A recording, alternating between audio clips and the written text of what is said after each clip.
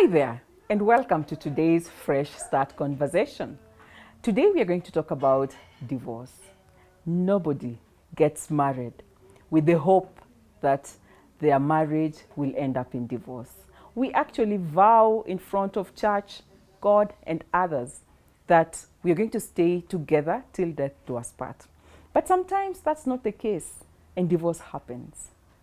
Divorce is hurtful. It causes a lot of pain, psychological, physical, economical, mental, you name it. How do you move forward after a divorce? And that's our conversation today. Our guest today is going to walk us through the process of moving forward and finding yourself after a divorce. Let's join in.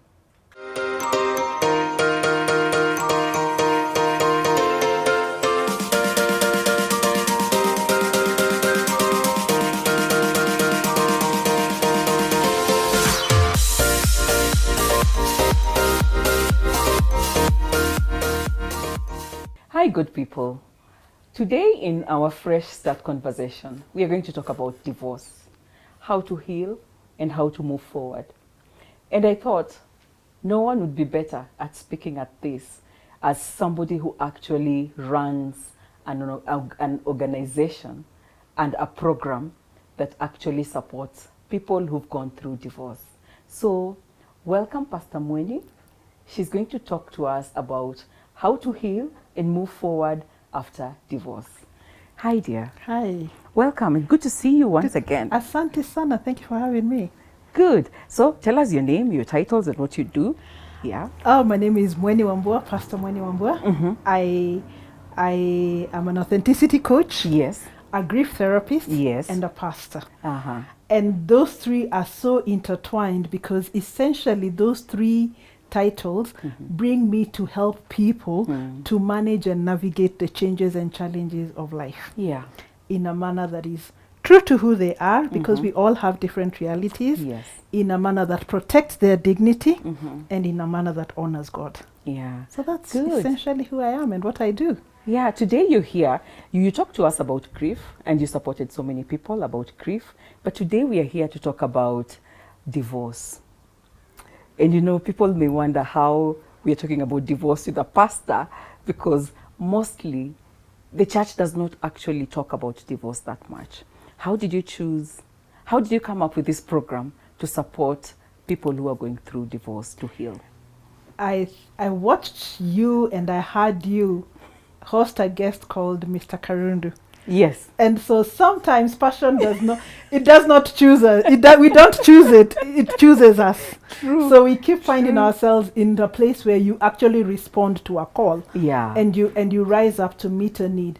When I began to serve as a pastor at Nairobi Baptist Church, Nairobi Baptist Church actually is one of the first churches to ever have a program structured and a ministry fully funded by the church to help people that have gone through divorce and separation. So having served in that ministry, it helped open my eyes up to the reality of divorce and the church.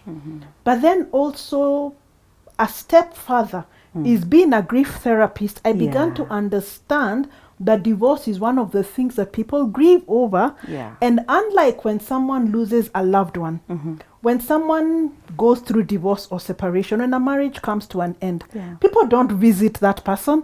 People don't support that person. People don't raise funds for the family that has been left. We don't do any of those things. Yes. What do we do? Instead, we talk about them. We talk about them. Yes. We shame them. Yes. We rebuke them. Stigma. We stigmatize them. We if it is the woman, we ask, why didn't you just submit? Yeah. And nobody really wants to understand what happened in that union. And so we have a very almost unfair view of that union. Yeah. More often than not, and I thank God that Nairobi Baptist Church took an unorthodox approach to divorce and separation. But most of the time, the reaction of the church, the reaction of religion, for that matter, is God hates divorce. God hates divorce. Number two, no remarriage after divorce. Yes. Both are not wrong. in terms of the biblical position. Yeah. However, at the point at which your marriage has dissolved, your partner has left, or your partner is leaving, at that point in time, even if I brought for you a whole new partner, you're not interested in a new marriage. So the question of no remarriage is in the wrong timing. That's not the point at which we should be discussing remarriage. It's insensitive and almost, I would dare say, callous to discuss remarriage at that point in time. Number two, when we say God hates divorce, at that point in time, by the time a marriage deteriorates to that extent where one partner leaves or one partner files for divorce, that marriage ended a long time ago in the other dimensions apart from in the physical. It is in the physical when we come in and realize, hey, divorce is happening. But by the time a woman or a man decides, I am leaving this marriage, emotionally, and maybe and other dimensions, emotionally, spiritually, physically is the one that we respond to. But in all the other dimensions, those bags were packed and gone a long time ago. We only respond to hiya. It's falling apart, and the falling apart is actually the last step. And so when we tell someone God hates divorce and no remarriage, you're really not helping this person know, because think about someone who has been, my husband left, my wife left, so you're telling them God hates divorce. How is that? How am I supposed to do this? Because he went. By the time you're telling me God hates divorce, I have done everything I knew how to. I've probably sought all the help I knew how to. I have probably prayed all the prayers I needed to pray. I've done the 3-day fast. I've done the 21-day. I've done 40-day. I've asked other people to do it with me to increase the capacity of, And so what do I do now that I'm here? What is, are we saying my life is over? No. Is there any hope for me? Can God's purpose for my life still be fulfilled at this point and where I am? Is that it? Is this how the story ends? The story of my life? Is this how it ends? So the sense of rejection, the sense of pain, the sense of confusion is intense, and it's also a very lonely journey. And I think that is what also fueled your journey, your passion, to actually be there for this group of people who actually need compassion more than whatever the society is giving them. Jackie, we must acknowledge that our generation is doing marriage very differently from what our mothers did. Our generation is struggling with many things. And not necessarily that our parents did not struggle with these things, but maybe our parents did not have the opportunity or the forum or even the capacity to leave or walk away from some of the things. I feel like most of them left, but they just didn't do it physically. And I agree with you. I really think that if many of us interrogate the relationships our parents had, we may find that it wasn't what we see. Jackie, I cannot begin to talk about my father and my mother as a husband or a wife, because I can only talk about them from the point of view of a daughter. So when I say I want to marry a man like my father, the only person who really knows my father is my mother. The only person, and maybe that's why mothers cry at weddings. Because daughters do marry men who are like their fathers.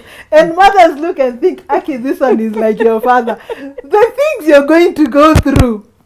I don't know, so when you think about it, when we join people together in a church, when we join people together in a union, in a church, officiating a wedding, we say marriage is not to be entered into lightly.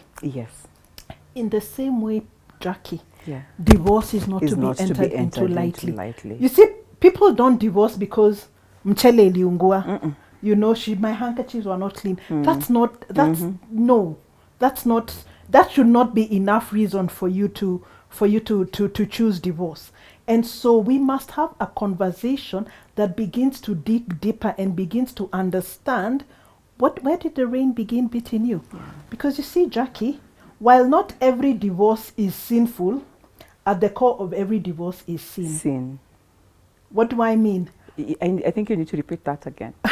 While not every divorce is sinful, at the core of every divorce is sin. What do I mean? Is that if someone is in a union with John, if I entered into a union with John, we had an understanding of what the union was to look like. Now, if John deviates, or if Mweni deviates, then we have deviated from that which brought us together. Yeah. Now, when we talk about the church, we are believing that the people who came into the union within the church were going to live their marriage according to the precepts of the church. Yes. And the Bible for that matter. Because this country actually has many options on how you can get married. Yeah. There are different ways you can get married. There are different unions that we can enter into. So what did we choose to enter into? And so we need to go back to that place. But over and above going back to that place, Jackie, there is a level of when I was getting into this marriage, how prepared was I? Yeah. So Was I prepared?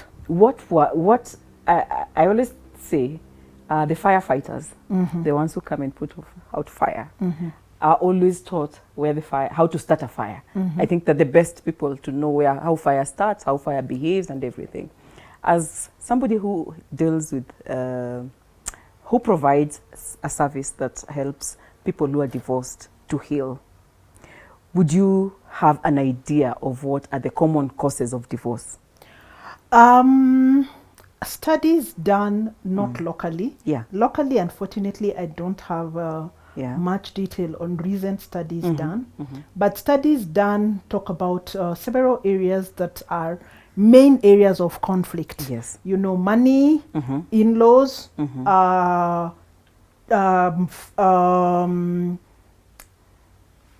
the lifestyle, personality, and culture. Okay. Yeah, those tend to be the things that we struggle with most. And also there are certain occupations, certain jobs that are more predisposed towards being not necessarily not being good for marriage, but making marriages a bit more challenging than other occupations.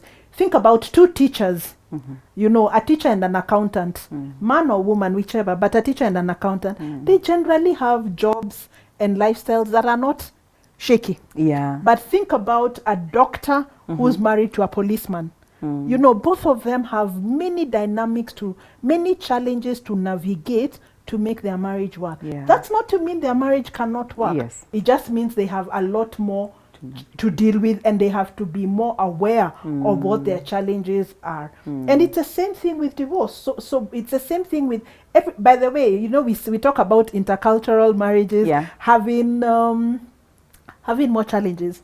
Yeah. My personal belief is that every marriage is intercultural. It's a man and a woman. Actually, they're so different. Different way of thoughts. They're so different, you know. Men don't speak English, women don't speak English. So when you put them on, and the English men speak, it's not the English women hear you know. So when you put them in one marriage and want them to live, it's already intercultural, because as long as it's a man and a woman, that union is intercultural. That union needs support. Yes. Yes. That's a good one.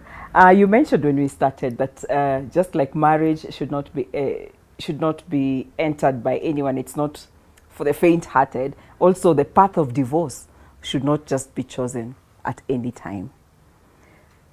What are the pains and the costs of divorce? Divorce affects us in at least 5 dimensions. Remember that divorce is the legal dissolution of a marriage. Yes. Now, when you think about a marriage, and the divorce and the legal side of things takes care of that. Yes. So you go through the process, and they say, from today henceforth, Mr. X is not married to former Mrs. X. You know, Mr. X is free to go and marry a new wife. Mrs. X is free to go and marry a new husband. That's the legal. Yes. Okay. And that's so the legal contract is no longer binding. The legal contract, the contract that they entered into is no longer binding. However, even when the legal has happened, Yes. there are other dimensions that need to be considered that the court can never even begin to comprehend how to consider. Yes. Until the last, say, 50 or so years, divorce did not consider the financial dissolution of a union. So you found that if a woman was a stay-at-home mom and the man was the one that was in the corporate world going out there and making the money, when that divorce happened, the woman would walk away with nothing. In the last so many it's actually less than 50 years, even in some countries, even here, you find that only now is when they are saying her contribution as being a homemaker, her contribution in bringing up the children needs to be given a financial figure so that she will not walk away with nothing. It is because she was home taking care of business, you are able to have the liberty to go out and make money. So now they are beginning to have a financial dissolution of a union, considering her contribution, even though her contribution was not shillings and cents. Yeah. So there is a financial pain. There is a financial, there is a social dimension of separation and divorce. I no longer can remember who are my friends, who are his friends. So I am left without friends, or even those because that they don't even know how to. They don't know how to relate with me anymore. Who do they choose? They don't know exactly. They don't know how to relate with me anymore. They are relating with her because maybe she was the first to tell her side. So it brings loyalties. It means that now their family functions I cannot attend. And remember that sometimes their families, that it is not even about the outsiders. It is, my mother really, really loved my husband. So my mother is angry with me because I divorced him. And so even going to my home, which is the home that I was born and bred in, I can no longer go. Because I am socially divorce really affects us. There are schools that will not take children. And those are different conversations we must have. So socially you can begin to see there are people who lose their jobs because they got separated. You see, so there are many dimensions in which socially divorce affects us. What does the court can't resolve that? The court cannot go and tell my mother, please take her back. And even if the court tells my mother, please take her back, the court will not be there to ensure that my mother is nice to me. So there is a social dimension. There is the geographical dimension. Sometimes people have to move. I've had a client who had to move from one country to another because of divorce. You see, she was Kenyan, got married to someone else in another country. When the marriage dissolved on that end, she had to come back home. Citizenship. No, it wasn't even citizenship. It was, how am I going to sustain myself in this country? She was a stay-at-home mom. The guy is the one who was earning. So even if, how are you going to sustain yourself there? How are you going to, here, if you got divorced when you're at home, you would move in back with your mom. There'd be a friend here. The social support, there's a network and everything. There's a familiar space. Now it's foreign land. How you go? What? And yes. For some people, it's even a question of citizenship. So you're threatened. So there's a geographical dimension. Now, even here, where you may even need to move neighborhoods. One of you must physically move out of that house to another. And even if you stay in the same house, there is now going to be so-and-so is no longer here. So there's a geographical and physical change of divorce. Then there is the emotional. The emotional is the conflict within, the confusion, the anger, the loneliness of the journey. What's the anger about, and what's the emotions about? What are some of the emotions, and what is about that somebody goes through? Would you allow me to answer the emotional after the next? No problem. Because the next dimension is the spiritual. Because the spiritual now makes you have to re-examine your theology and your understanding of God and your relationship with God. Because the questions that arise when divorce or separation happens is, why did God let me get into this marriage? Why didn't God do anything about it? Does God actually answer prayers? Where is God in this wilderness? So that's the spiritual, and I didn't want us to lose that dimension. Now back to the emotional. Remember we talked about grief. And we talked about grief being the conflicting emotions that arise out of life as we have known it. The conflicting emotions. Remember, the word conflicting is so key because you have a lot of that. So even if it was an abusive union, it was familiar. Yes.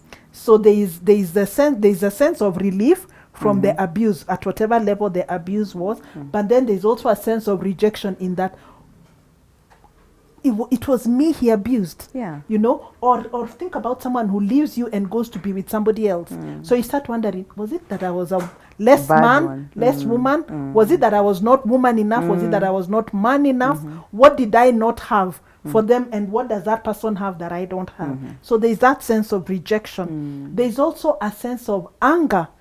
And remember that anger is what we call a secondary emotion. Yes. Anger is not, when you see anger, you need to dig deeper because anger is not always alone. Yes. There could be something else simmering below that anger. And some of the emotions that simmer below anger include feeling overwhelmed, feeling hopeless, feeling rejected, feeling afraid, feeling your self-esteem has been hit, feeling disoriented, feeling desperate. So all those things manifest as anger. Yeah. And so the emotional turmoil of divorce and separation is real. Yes. Now, it becomes that much more complicated when you put a religious angle to that conversation, because there is what the Bible says, and then there is what is going on. And so trying to reconcile that, trying to begin to bridge that difference of what the written word and the reality on my life, it can be very conflicting. Yeah. Now you have a program that actually supports people who have gone through divorce. What's the structure? How are you doing it? In 2018, I launched a program called The Well. The Well is actually founded based on the biblical experience of Jesus and the woman at the well. That experience, the encounter between Jesus and the Samaritan woman, was in many ways counterculture.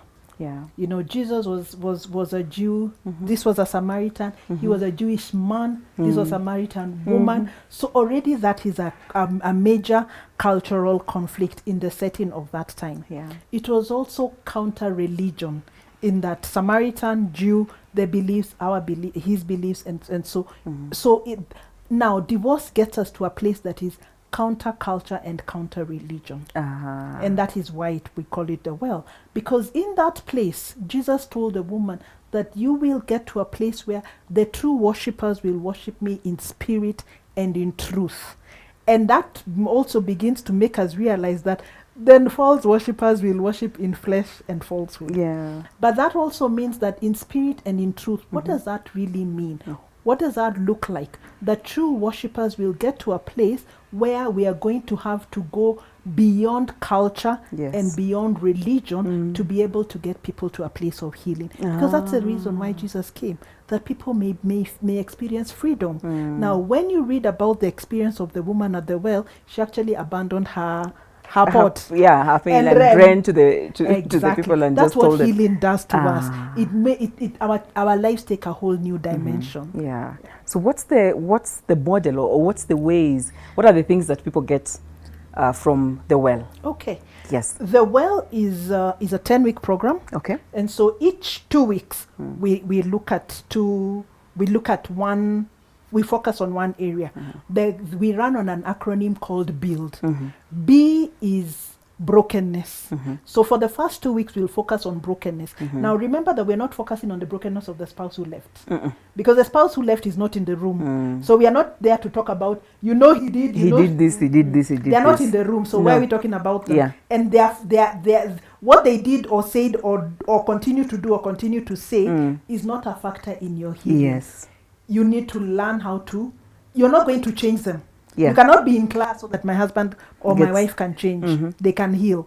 So B deals with brokenness. And so your brokenness. Your own brokenness. Yes. One, it deals with the brokenness that you brought into the union. Yeah. Remember that we are a broken people. Yeah. So by the whether you got married at age 18 or age 30 or age 40, there is a level of brokenness you brought into the marriage. There's a level of brokenness you brought from your upbringing. So how we begin to identify that brokenness. And then the second brokenness we deal with is the brokenness that happened within the marriage. The brokenness that happened within you, between you and yourself, between you and God, between you and community, between you and the people that are around you, between you and the significant others around you, between you and community. So we deal with brokenness at the different levels. Yeah? U is for unique.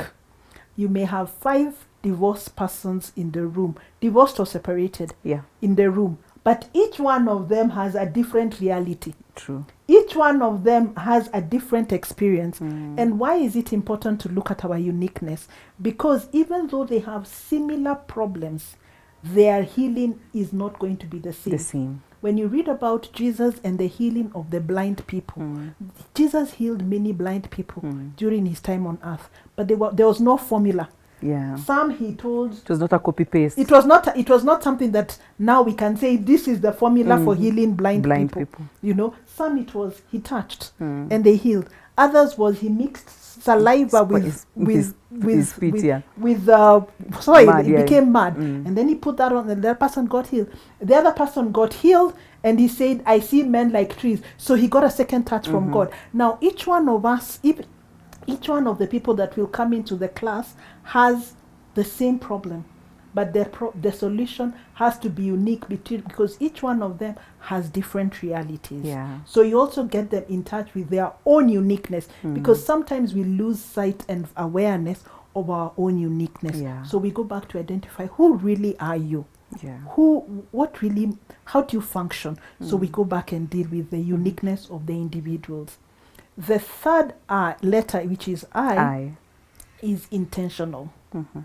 Healing is not a product of the passage of time. True. I agree.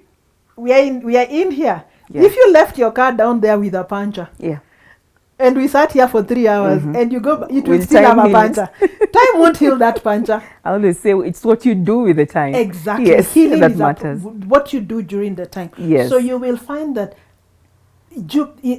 your healing is intentional. You may not be responsible 100% of what happened to you, but your recovery, you're responsible is your responsibility. for. So you have to take responsibility of that. And so intentional is beginning to identify what are those areas that you need to look into, what are those areas that you need to be more intentional about, what are those things that you need to change, what are those things that you need to stop doing. What are those things that you need to start doing? So we deal with the intentionality of the focus of the journey that you're on. Yeah. Usually then we would do a retreat. Okay. Pre-COVID days we would do a retreat. Yeah. Yeah. But now we are managing it differently because now most of our program is online. So we have a retreat where we deal with the issues that arise in the first 3 letters, which is the first 6 weeks. There are certain issues that will come out, and those issues now we take time to actually dig deeper into those issues. And then we come back, and then we have the L. L is launch. What are the new skills that I need to launch into the new space that I'm going into, to launch into the new person that I need to become? This is the place where we bring on board the experts. So you bring on board the primary one is you bring on board a financial consultant, because money is key in the new space you're going into. Because I also have come to learn as I've walked this space, I've come to learn that many people will stay in a union that's toxic simply because he or she provides. Finances. So finances are a big issue, and being able to decide to leave or stay. So how do you help people deal with the conversation around finances? So we bring on board a financial consultant that helps people see, this is my money, how do I do it? I don't have money, how do I find it? What do I do? So essentially, launch is about what is in your hands and how are you able to employ the resources in your hands to be able to help you move into the new level. And then D is the last 2 weeks, and D is beautiful because we begin to celebrate the new you, the journey that you're becoming. The Bible talks of in Proverbs 31 talks of being dressed in strength and dignity. Yes. D is about a restoration of dignity. If there is anything that divorce strips of people, it is dignity. Whether it is dignity in terms of how others see me or dignity even in terms of how I see myself. So how do we restore dignity? How do I begin to see myself as still being whole? How do I see myself as being worthy? How do I see myself as being one that is not, that has not been rejected by God? And so you begin to help. That is the week that is actually the culmination of the celebration of the journey that we have walked the last 9 weeks. That's awesome. I think what I see from the program is that there's the healing from what has happened, and then there's the shifting that I need to shift and embrace now my life now, and how do I make it better? Yes. That is so great. Yes. Is it only an only women program, or do we also have men? When I served, even when I served at the Nairobi Baptist Church, one of the challenges was that the program was actually open to both men and women. But with time, we would always find that we are only left women. So that was my experience then. Even today, I find that the program is open to both men and women, but also both men and women process their issues very differently. However, it doesn't mean that they don't have issues. It means that men need to have, and that actually is part of why I had structure, because men don't have capacity to meet every week so that we can keep let's talk about our emotions, how are you feeling, they will be like, okay, so what's the purpose of this conversation? So it needed to be structured, and it needed to have a beginning and an end, very directional, very clear. And so that was in taking into consideration, if I was a man, would I want to do this? Would a man actually be able to relate with this? So far, I've had including the current class, I've had about 40 people go through the well. And of those 40, we've had about 4 men go through the program. So you can see that, that's only 10%. So we really haven't even achieved but the 2/3. Wherever they are, if they need welcome to be supported, they are welcome. I think they should know that they are welcome to the program. It's open to them too. Yes. The first class, we had a man who actually took the class with the ladies. He completely loved it. The other 3 men have done the class by themselves because you have that option. You can either do a class where we do a cohort and we have other people attending the class with you, or we can do a one-on-one. So the other 3 men have taken the class one-on-one. Yes. Thank you so much for sharing this information, because like you said, divorce actually affects several parts of our lives that is very important, socially, financially, economically. All those are areas that are important. And thank you for a program that can actually support people to get back on their feet again and find themselves. What's the objective of the well? The well has 3 primary objectives. The first objective is healing. Yes. The second objective is clarity. And the third one is community. Healing, so that you're able now to go and do that which would to live out your life purpose regardless of what has happened to you. Clarity, in that there are major decisions that need to be made in when a marriage comes to an end. And maybe I need to clarify this. And I have found that when in the program, it's not just open for people who've gone through divorce. It's open to 3 people who've gone through divorce already, people who are living in separation, and then people who are in a relationship that is in need of crucial conversation. So I've had people come to my class, but they're still living in the union, but they realize that the union is not what it was meant to be, and we are in need of crucial conversation. How then do I manage this? Now, that's not to say that everyone who comes in because of crucial conversation, their marriage must end. I've had a lady who came in because she said, I am so angry I need to go through this because my anger is affecting my union. So she came in, we did the program, and now she's in the union, but she's reconciled with herself. So she got clarity of who she was. She got healing because we realized that there were wounds from her past that she had brought into the marriage, and they were manifesting and therefore affecting her union. But number 3 is we also build community because it makes, when people have gone through a similar event, it makes it possible for us to understand each other. It makes it possible for us to support each other. It makes it possible for us to work with one another. Particularly because in one of my seasons, I ran a class that there were people who got married, but the unions never even had children. So for that person, they're divorced or they're separated, but they have no children. They're single, but they're not single. They can now begin to date with the freedom of other people. They still were married at one. So they cannot go back to their single friends. They cannot date without disclosing that they so the conversations are very different and dynamic.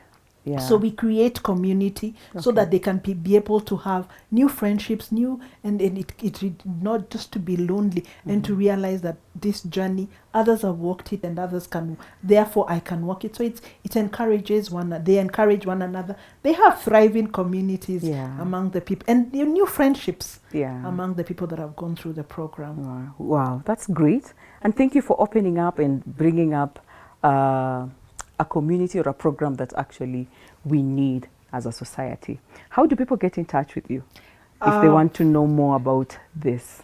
You can reach me on Facebook, LinkedIn, or Twitter, Mweni Wambua. Twitter is at Mweni Wambua and LinkedIn is the same. On Instagram, you can reach me on Miss_Authenticity. Thank you so much for coming, and thank you so much for sharing your wisdom. We always need it. I hope we'll have another conversation again on this platform. I hope that you got a lesson or two for those who are going through divorce or going through a separation or at a difficult relationship. This is a conversation that will support you in your journey. If you liked what you had today, please remember to like, comment, and also if you have somebody who needs to hear this conversation, don't forget to share it with them. Remember, subscribe, the bell notification button, so that you're notified anytime that I post new videos. So see you in the next video.